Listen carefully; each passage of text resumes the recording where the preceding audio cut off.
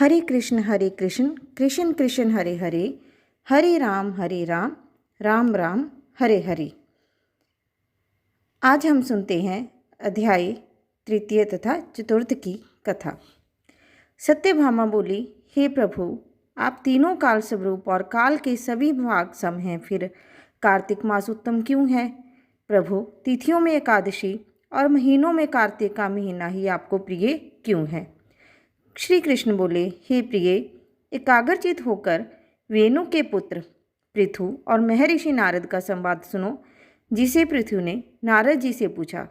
तब नारद जी ने कार्तिक मास की महिमा बताई। नारद जी बोले, सागर का पुत्र शंख नामक राक्षस त्रिलोकी को मथने में समर्थ हुआ। उसने सभी देवताओं को स्वर्ग से निकालकर इंद्र आदि के अधिकार छीन लिए। सभी देवता डर के मारे अपने स्त्री पुत्रों सहित बहुत दिनों तक सुमेर पर्वत की गुफा में रहते रहे।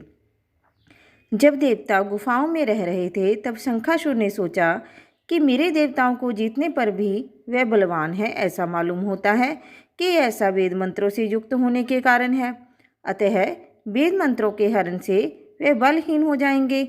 यह सोचकर वह असुर विष्णु भगवान को नींद में देख स्वयं भू ब्रह्मा जी के लोक से वेदों को निकाल चलने को तत्पर हुआ। तब वह भय के कारण यज्ञादि के मंत्र और बीजों सहित जल में प्रवेश कर गए। तब तो शंखासुर भी उन्हें ढूंढता हुआ समुद्र में घूमने लगा, परंतु वेद कहीं भी प्राप्त न हुए। पीछे से ब्रह्मा जी सभी देवताओं को संग लेकर पूजा सामग्री इकट्ठी कर वैकुंठ में विष्णु भगवान की शरण में गए। वहाँ उनके जगाने के लिए सब देवता गाने बजाने लगे और गंध धूप देने लगे। उनकी भक्ति से संतुष्ट होकर भगवान जाग गए।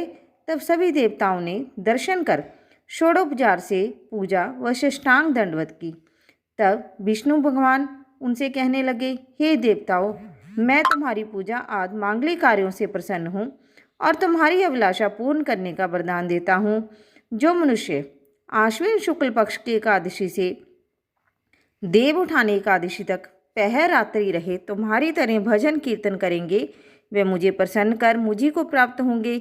मेरे लिए लाए हुए पाद्य हृदय आचमन आदि अनंत गुण होकर तुम्हारे सुख का कारण होंगे।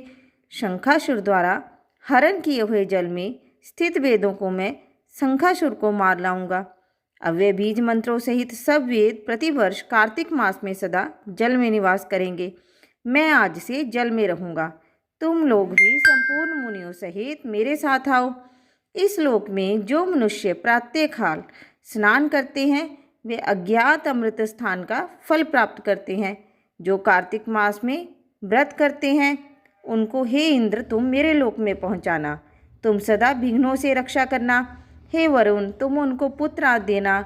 हे धनपति कुबेर, तुम उनकी धन वृद्धि करो, जिससे ये मेरा रूप धारण कर जीवन मुक्त हो जाएं। और हे अन्य देवताओं, जो जन्म पर्यंत तक इन व्रतों को धारण करते हैं, वे तुम्हारे द्वारा ही पूजे हैं। तुमने मुझे एकादशी को जगाया, इसलिए यह मनाने योग्य और प्यारी है। हे देवताओं, भली प्रकार किए गए ये दोनों व्रत मनुष्य को मेरे पास पहुंचा देते हैं। इति कार्तिक महात्म्य तृतीय अध्याय। चतुर्थ अध्याय। नारद जी बोले, ऐसा कहकर विष्णु भगवान मछली का रूप धारण कर विंध्याचल वासी कश्यप की अंजलि में प्रकट हुए। उस पर दया करके मुनि ने उसे कमंडल में डाल लिया। जब उसमें ना समाई, तब कुआं में डाला, कुआं में से तालाब में, फिर उसको समुद्र में डाला गया। वह वहाँ बढ़ने लगी।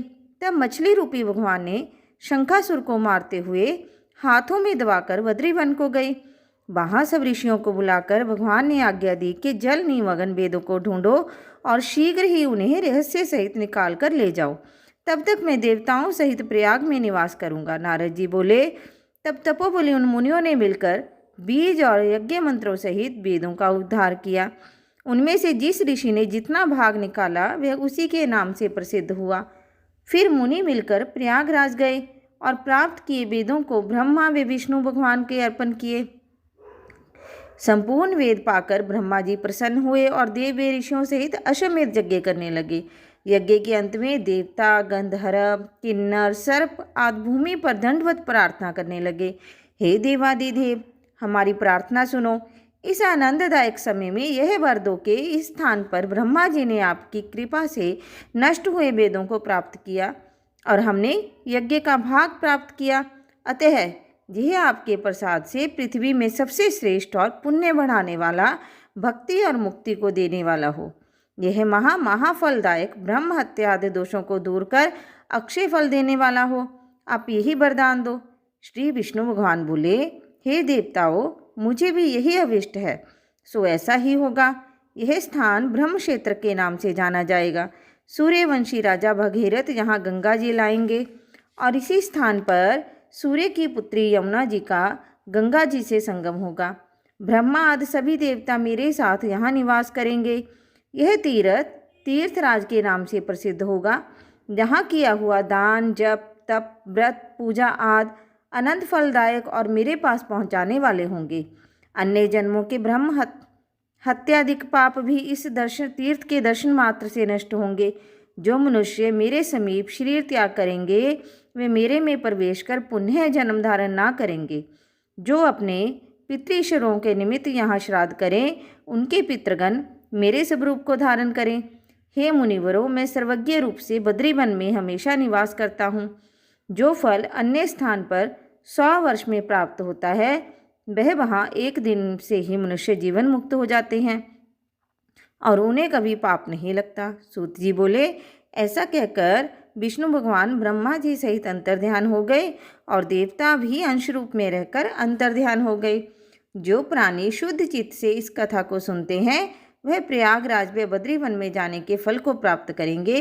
इति कार्तिक महात्म चतुर्थ अध्याय। जय श्री राधे, जय श्री कृष्णा। कार्तिक महात्म की और कथा सुनने के लिए मुझे फॉलो करें तथा कमेंट में राधे राधे अवश्य लिखें। जय श्री राधे।